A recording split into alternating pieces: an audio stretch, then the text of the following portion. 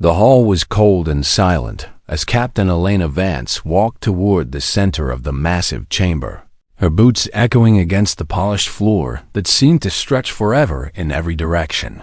And above her sat 12 figures on seats carved from stone and metal, each one representing a species that had ruled the stars for thousands of years before humanity had even learned to make fire. She stopped at the mark on the floor where she was supposed to stand, and she kept her back straight, even though every part of her wanted to collapse under the weight of their judgment, because she knew that showing weakness would only prove what they already believed about her kind.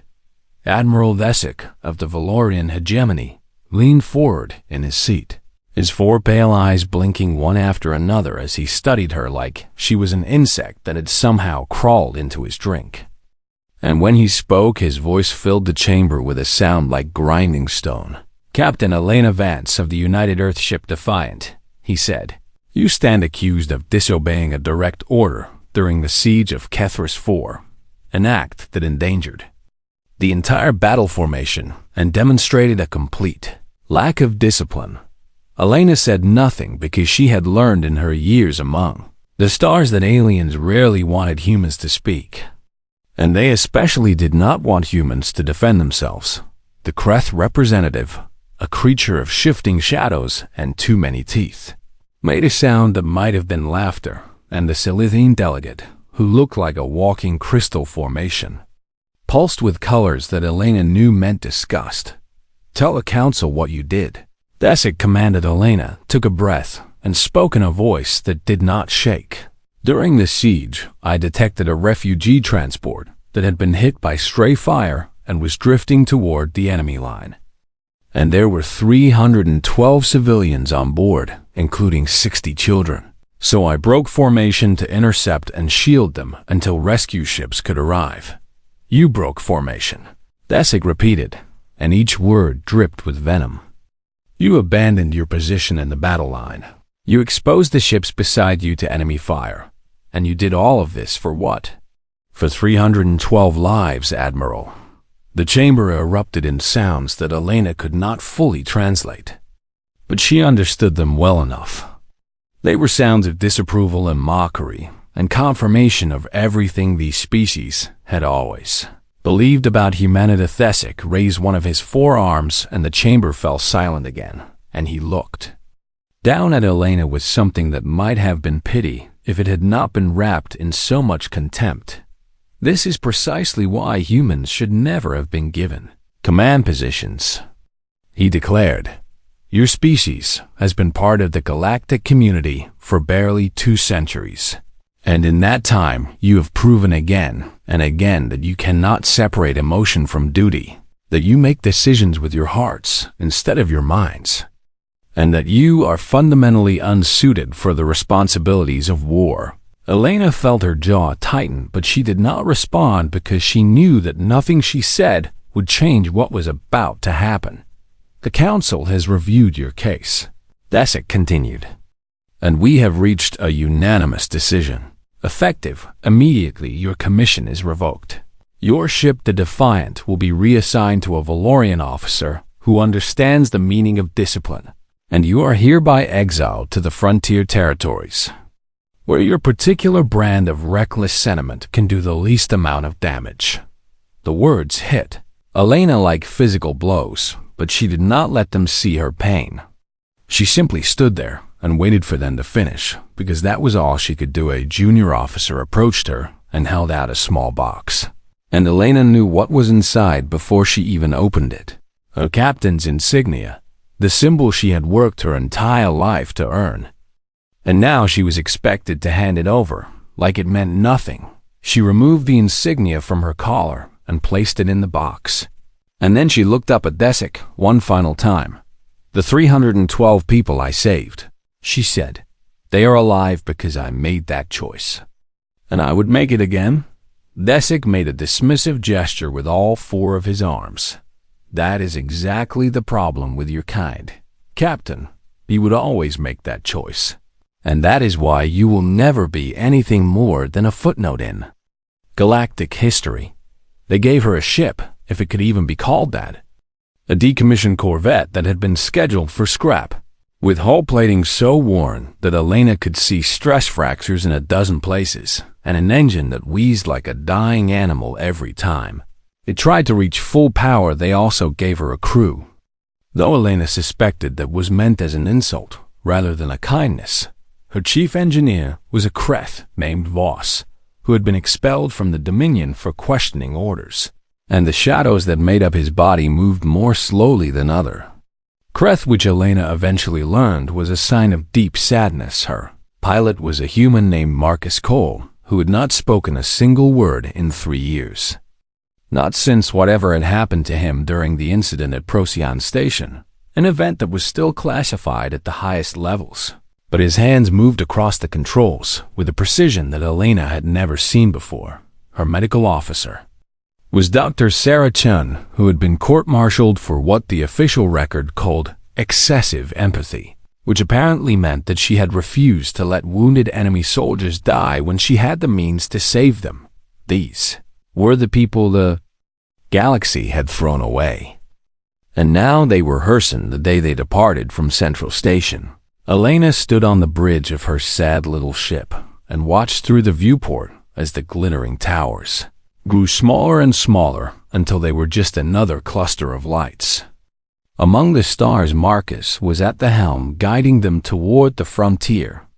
Voss was below decks trying to convince the engines not to explode, and Dr. Chun was organizing a medical bay that had not been updated in 20 years. Elena placed her hand on the cold metal of the console and made a promise, not to the galaxy that had rejected her, not to the council that had judged her, but to herself and to the crew of misfits who had nowhere else to go.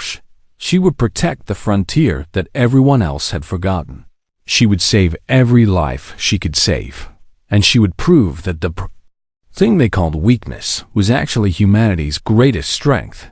The ship shuddered as it entered the jump lane, and Captain Elena Vance began her exile with her head held high and her heart full of a feeling that the Valorians would never understand. It was called hope.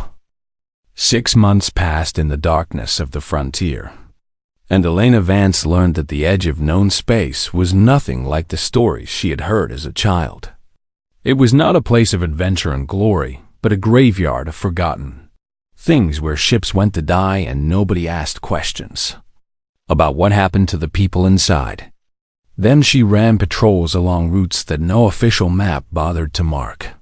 She answered distress calls that Central Command would never acknowledge receiving, and she slowly turned her crew of broken people into something that felt almost like a family. But something was wrong in the outer veil. It started with whispers at the trading posts and fuel stations, stories told by smugglers and prospectors who had seen things they could not explain, ships that vanished without a trace, signals that stopped mid-transmission, and a feeling in the void that something was watching. Elena dismissed the stories at first because frontier people were known for their superstitions. But then the reports became harder to ignore. A smuggler named Crix, who had traded with Elena for months, disappeared along with his entire crew, and his ship was found drifting near an unnamed moon, completely intact with no signs of battle damage or system failure. The food was still warm on the table, and the log entries simply stopped in the middle of a sentence. Then, a Valorian patrol wing went silent in Sector 7 Gamma. 5 warships crewed by over 2,000 soldiers. And when the search parties arrived, they found nothing but debris floating in perfect formation, as if the ships had simply decided to fall apart at the exact same moment. The Kreth lost a mining convoy next, 12 heavy transports and their escort vessels, and the only thing recovered was a single escape pod that had been launched but never occupied. The inside was covered in scratch marks, as if something had tried desperately to claw its way out. Elena gathered every piece of information she could find, every strange reading, an abandoned ship and final transmission, and she spread them across the table in their quarters while her crew watched with worried eyes. "There is a pattern here," she said, tracing lines between the incidents on a star chart that was covered in red marks. Look at the locations. They form a spiral. And at the center of that spiral is a region that our charts do not even have a name for. Voss shifted his shadows nervously. That area is marked as forbidden in Kreth records. My people call it the place of hungry stars. Legend says that ships which enter never return. Legends usually have some truth in them. Dr. Chun added quietly. Marcus said nothing as usual, but he pulled up sensor data from their last patrol and pointed to a series of readings that made no sense. Energy signatures that seemed to come from inside collapsed stars. Radiation patterns that moved against the laws of physics, and something else. Something that almost looked like a heartbeat. Elena made her decision in that moment. We are going to investigate. The journey took 3 weeks because their old ship could not handle sustained jumps. And with each day, the space around them grew darker and stranger. The stars seemed dimmer here. The void seemed deeper. And even the background radiation of the universe felt muted, as if something was absorbing it. They found the first wreck on the edge of the Forbidden Zone. A Valorian cruiser called the Righteous Fury. And Elena led a boarding party through corridors that were completely dark and utterly silent. The ship was intact. Every system was functional, the weapons were loaded, and the engines were warm. But the crew was gone, all 800 of them. Vanished without a trace, except for the final entry in the captain's log. Elena played it on the bridge, and her blood ran cold as she heard the Valorian commander's voice crack with fear. They came from inside the stars, the recording said. We cannot fight them. We cannot run from them. They are already here. They are already inside. They are. The recording ended. Over the next 2 weeks. Elena and her crew found 11 more ships in the same condition. Vessels from different species and different eras. Some military and some civilian, all of them empty, all of them intact. And all of them with logs that ended the same way. They came from inside the stars. Elena compiled everything into a detailed report with sensor data and recordings and her own analysis. And she transmitted it to Central Command with an urgent priority marker, warning them that something ancient and terrible was waking in the depths of space. 3 days later, she received a response. Not from the Admiralty, not from the Security Council, but from Admiral Desick himself in a public broadcast that was sent to every station in the frontier. The human captain, Elena Vance, has transmitted a report filled with fantasy and superstition. Desick announced, his 4 eyes gleaming with mockery. She speaks of monsters in the stars and vanishing ships, but she provides no real evidence. Only the ramblings of a disgraced officer seeking attention. The Council advises all personnel to ignore these baseless claims and continue normal operations. Vance is simply a bitter human trying to make herself relevant through fear. Elena watched the broadcast in silence, and she felt something cold settle in her chest. Not anger, not frustration, but a deep and terrible certainty that the galaxy was about to pay for its arrogance. She turned to her crew and spoke in a voice that was calm and steady. They will not listen. They never listen to humans. So we will have to handle this ourselves. Handle what exactly? Da-chan asked. Elena pulled up the star chart again and pointed to the center of the spiral, to a place marked only by ancient symbols and warnings in a dozen dead languages. There is a collapsed star at the heart of all this. My readings suggest that whatever is taking these ships is coming from there. I am calling it the Hollow. Voss made a sound of pure terror. You want to fly toward it? I want to understand it, Elena replied. Because understanding is the first step to fighting. And make no mistake, we will have to fight it eventually. Whether the galaxy believes us or not. Marcus turned from his console, and for the first time in 3 years he spoke. His voice rough and broken from disuse. I am with you, Captain. And that was enough for Elena Vance to fly into the darkness. The Valorian Third Fleet was the pride of the hegemony. 47 warships crewed by the finest officers from a species that had conquered 100 worlds. armed with weapons that could crack planets and shields that could withstand the fury of a dying sun. And when Admiral Lessig ordered them into the Nix corridor to deal with what he called a minor pirate problem, every commander in the fleet believed they would return as heroes. They jumped into the corridor at precisely 1400 hours Galactic Standard Time. And they never jumped out. The first sign that something was wrong came 6 hours later when Central Command lost contact with the flagship. Then the support vessels went silent one by one. Then the entire fleet simply stopped existing. On every sensor grid in the quadrant, search parties were dispatched immediately. 100 ships racing toward the last known position of the Third Fleet. And what they found would haunt the survivors for the rest of their lives. There was no debris field, no battle damage, no evidence of any weapon known to galactic science. Just 47 ships drifting in perfect formation with their lights dark and their engines cold. And inside every vessel, the same scene repeated itself. Warm food on tables. Personal belongings scattered as if their owners had simply stepped away for a moment. And logs that ended in the middle of words. The only thing the search parties recovered was a single transmission that played on repeat through every speaker on every ship.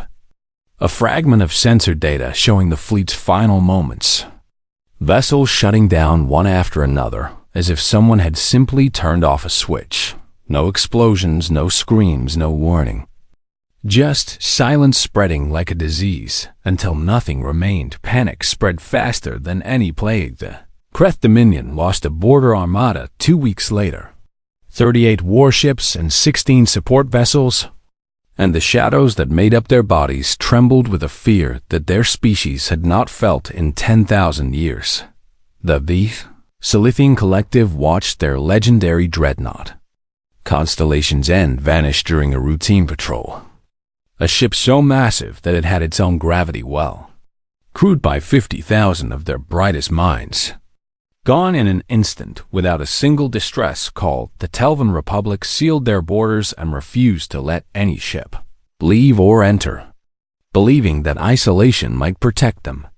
But their perimeter stations went dark one by one until the entire species was cut off from the rest of the galaxy. Entire sectors fell silent, trade routes collapsed, and the galactic economy began to crumble as fear replaced commerce and suspicion replaced cooperation.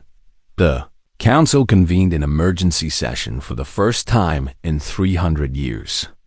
And the chamber that had once judged Elena Vance was now filled with terrified leaders who had no idea what to do. They argued for days about who was responsible. The Valorians blamed the Kreth for awakening something ancient. The Kreth blamed the Silithine for experimenting with forbidden technology. And everyone blamed humanity for being too young and too foolish to understand the dangers of the universe. It was during one of these shouting matches that a junior analyst named Tova, a small creature with too many eyes and not enough respect for authority, stood up and spoke words that silenced the entire chamber. "There was a report," she said, her voice shaking. 6 months ago, a human captain named Vance sent a detailed warning about exactly this kind of threat, with sensor data and evidence and recommendations for investigation. The report was filed under Code 7, which means it was buried, and the authorization for burial came from Admiral Lessig. Every eye in the chamber turned to Lessig, who had grown pale and still. "She was a disgraced officer," he said weakly. "Her claims were absurd." "Her claims," Tova replied, "match exactly what we are seeing now. She even predicted the spiral pattern of attacks. She called the entity the Hollow, and she warned that it was getting stronger with every ship it consumed." The Council immediately sent a summons to the frontier, demanding that Captain Vance report to Central Command to share her findings and assist with the crisis.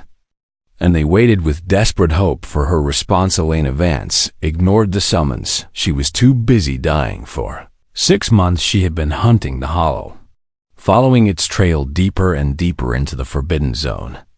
losing pieces of her ship and members of her crew to the darkness that seemed to grow hungrier with each passing day. She had lost 2 engineers to a boarding action on a consumed vessel where the shadows themselves had come alive. She had lost her secondary pilot when their shuttle was caught in a gravity anomaly that should not have existed.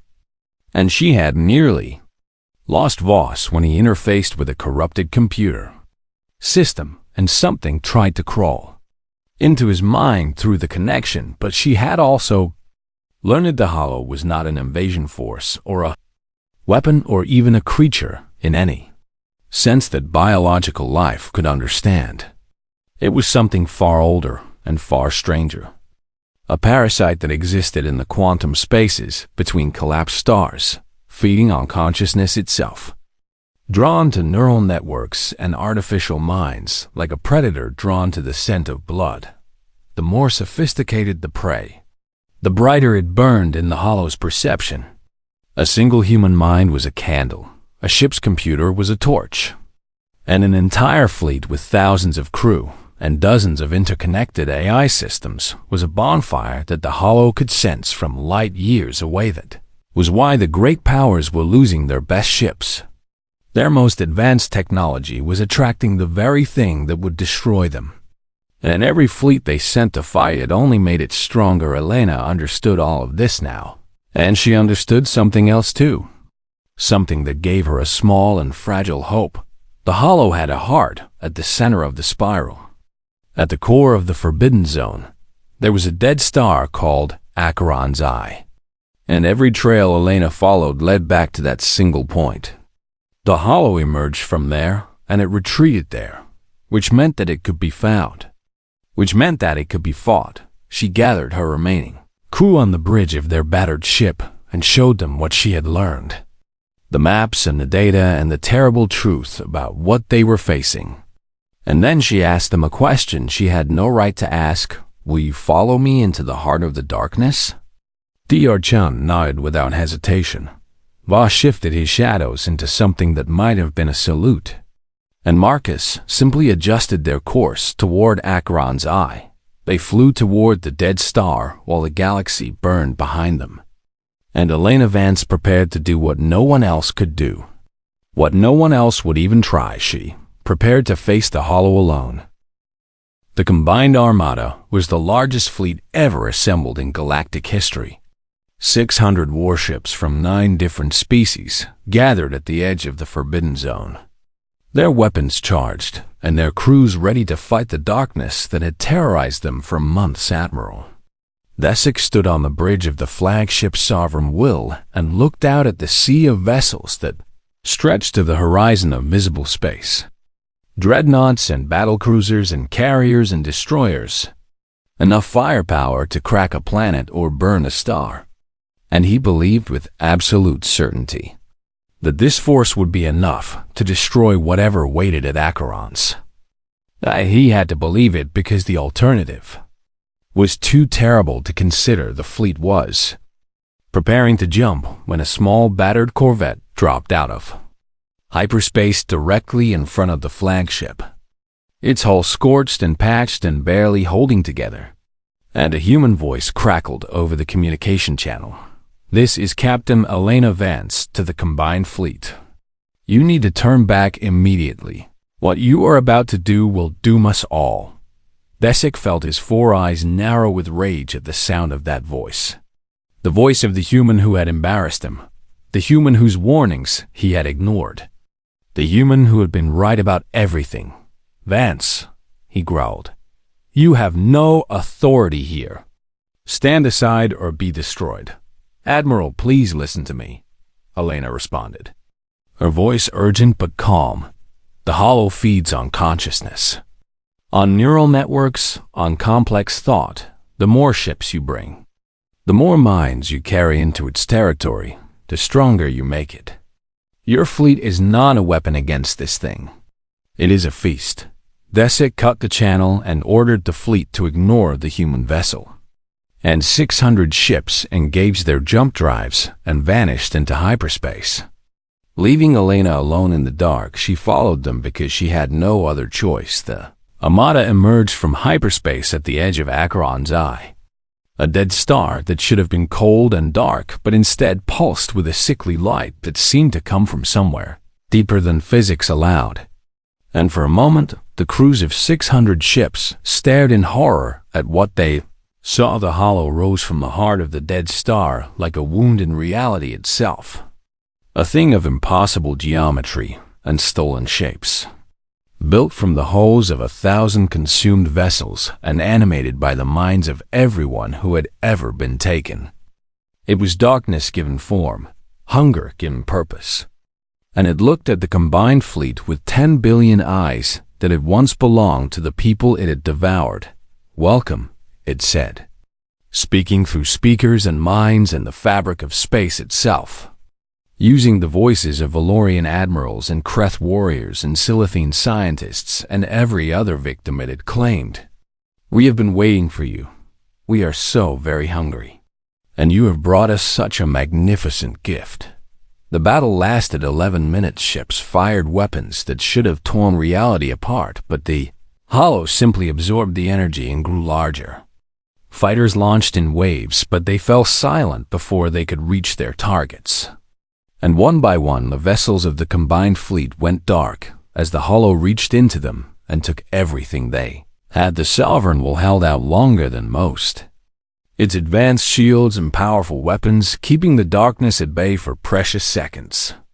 But even the flagship could not resist forever, and Admiral Lessig felt the cold presence of the hollow sliding into his mind, reaching for his thoughts, reaching for his fear. His last transmission was a single word broadcast on all frequencies. "How?" And then he was gone, and the Sovereign will joined the graveyard of ships that floated around Acheron's. Elena watched from the edge of the battlefield as the greatest military force in galactic history was consumed in less time than it took to eat a meal. And she felt tears running down her face for all the lives that had been lost, because no one would listen. But she did not have time to mourn. The hollow turned its attention toward her little corvette. 10 billion stolen minds focusing on the tiny vessel that had followed the fleet into oblivion. And Elena felt its hunger pressing against her thoughts like a weight that threatened to crush her soul. "You are the one who has been hunting us," the hollow said with voices that came from everywhere at once. "You are the one who understands. We have tasted the edges of your mind, and you are different from the others. There is something in you that we cannot quite grasp. Something chaotic and strange." Elena took a deep breath and opened a channel. "You know what? You're right. I am different. All humans are different. And that is why you are going to lose." The hollow laughed with the voices of the dead. "Lose? We have just consumed 600 ships. We are stronger than we have ever been. What could one small human possibly do to us?" Elena smiled even though she was terrified, even though every part of her wanted to run. And she activated the device she had spent 6 months building. It was not a weapon in any traditional sense, just a crude transmitter assembled from salvage and desperation, designed to broadcast on frequencies that the hollow had never encountered. Frequencies that predated faster than light travel.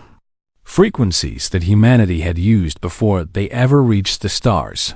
Radio waves, analog signals, pure unfiltered noise. The transmitter came to life and began broadcasting everything Elena had loaded into its memory. Rock concerts and static and children laughing.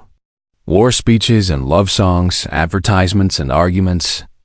A century of human culture compressed into a single stream of beautiful, chaotic noise, and then Elena flew straight into the heart of the hollow the entity reached, for her mind expecting to find the same ordered thoughts it had consumed from billions of other victims, the same logical structures and predictable patterns.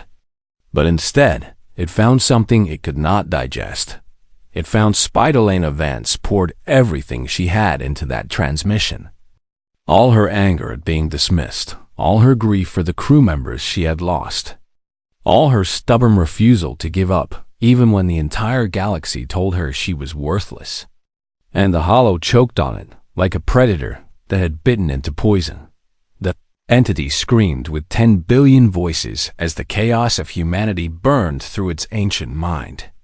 As patterns that had existed since before the stars were born shattered against the beautiful, irrational mess of human emotion.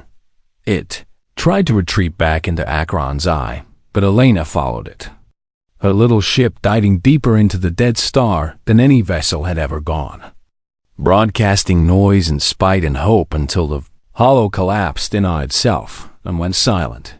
The dead star flickered once and then went dark. Truly dark. For the first time, Ian's Elena's ship drifted at the edge of the event horizon. Systems failing one by one, hull breached in 11 places. Life support down to minutes. And she sat in her captain's chair with a smile on her face, because she had done the impossible. She had beaten a god with nothing but chaos, and spite in that was the most human thing of all. The rescue team arrived 3 days after the battle. A small squadron of fast ships that had been sent to investigate the sudden silence at Acheron's Eye. And what they found made no sense to anyone who had not been there to witness it. The dead star was truly dead now, cold and dark and quiet. And floating at the edge of its gravity, well, was the wreckage of 600 warships that had been the pride of 9 species. A graveyard of metal and memories that stretched for thousands of kilometers in every direction. But there was one ship that was not part of the graveyard. A tiny corvette that drifted alone near the event horizon. So damaged that it should have broken apart days ago. Held together by nothing but stubbornness and emergency patches that looked like they had been applied with prayer rather than engineering. The rescue team expected to find a tomb when they cut through the airlock. They expected to find bodies frozen in the void or suffocated by failed life support. And they prepared themselves for the grim task of recovering the dead. Instead, they found Elena Vance sitting in her captain's chair, barely alive but somehow still breathing, wrapped in every thermal blanket on the ship and surrounded by the unconscious forms of her crew who had given her their oxygen and their warmth to keep her alive, just a little longer. There was a note taped to the console in front of her, written by hand on actual paper because the ship's computers had failed days ago. And the rescue team's commander read it aloud to his crew with a voice that shook with something between laughter and tears. "Tell the council I am still waiting for my apology." Elena woke 3 weeks later in a medical bay on Central Station, the most advanced healing facility in the galaxy. And the first thing she saw when she opened her eyes was a room filled with flowers. There were Valorian crystal blooms that sparkled in the light, Kreth shadow orchids that moved like living things, silithine resonance flowers that sang soft harmonies when touched, and hundreds of other species she could not name. Gifts from worlds she had never visited and people she had never met. Dr. Chen was sitting beside her bed reading a medical journal. And when she saw Elena's eyes open, she smiled and set the journal aside. "Welcome back, Captain. You have been asleep for quite a while." The crew. Elena managed to croak through a throat that felt like sandpaper. "Everyone survived," Dr. Chen assured her. "Voss lost some of his shadows, but he is regenerating nicely. Marcus has not stopped talking since we woke up, which is honestly a little overwhelming after 3 years of silence. And I have been keeping busy fending off the delegations who want to meet the woman who killed a god." Elena tried to sit up and immediately regretted it as pain shot through every part of her body. "Delegations? The council has been in session since you were recovered," Dr. Chen explained. "There have been approximately 40 different proposals about what to do with you. The Valorians want to give you a fleet. The Kreth want to adopt you into their dominion. And the Silithine have apparently been composing an epic poem about your battle. That is already 7,000 verses long and still growing." Elena closed her eyes and let out a breath that was half laugh and half groan. "I just want my ship." "About that," Dr. Chen said with a strange smile. 3 days later, when Elena was finally able to walk, she was escorted to a viewing gallery that looked out over the main repair dock. And what she saw made her stop in her tracks with her hand pressed against the glass. Her corvette was there, the little ship that had carried her to the edge of oblivion and back. But it had been transformed. The hull was new and strong. The engines gleamed with power, and the name painted on the side was no longer the official designation. She had never bothered to learn it. Now read Humanity's Spite, Admiral Desick's replacement. A Valorian named Korath, who had apparently been one of the loudest voices calling for Elena's original court-martial, approached her with a formal bearing that could not quite hide the discomfort in his 4 eyes. "Captain Vance," he said stiffly, "the council has asked me to present you with this." He held out a small box, and Elena opened it to find her captain's insignia inside, the same one she had surrendered months ago, polished and restored and waiting to be worn again. "Your commission has been reinstated with full honors," Korath continued, "and you have been offered command of the newly formed Frontier Defense Initiative, a fleet of 50 ships dedicated to monitoring the outer regions for threats like the one you defeated." Elena looked at the insignia for a long moment, and then she closed the box and handed it back to him. "No, thank you." Korath blinked all 4 of his eyes in confusion. "I do not understand. This is the highest honor the council can bestow. You would have authority over an entire fleet. You would be one of the most powerful military commanders in the galaxy." "I did not do what I did for power or authority," Elena replied. "I did it because someone had to, and no one else would. I do not want a fleet. I want my ship and my crew, and a mission to patrol the edges of known space. That is all." The council was not happy with her decision, but they accepted it because they had no other choice. And 1 week later, the Humanity's Spite departed from Central Station with Elena Vance at the helm. Her crew had grown. Volunteers from 12 different species who wanted to learn how humans thought, who wanted to understand the chaos and spite that had defeated a god. They filled the new quarters that had been added to the ship, and they looked at Elena with eyes full of wonder and respect. Voss was back at his engineering station, with his shadows slowly returning to their full strength. Dr. Chen was organizing a medical bay that actually had modern equipment for once. And Marcus was at the helm speaking in full sentences like he had never been silent at Alice. The ship entered the jump lane that would take them back to the frontier.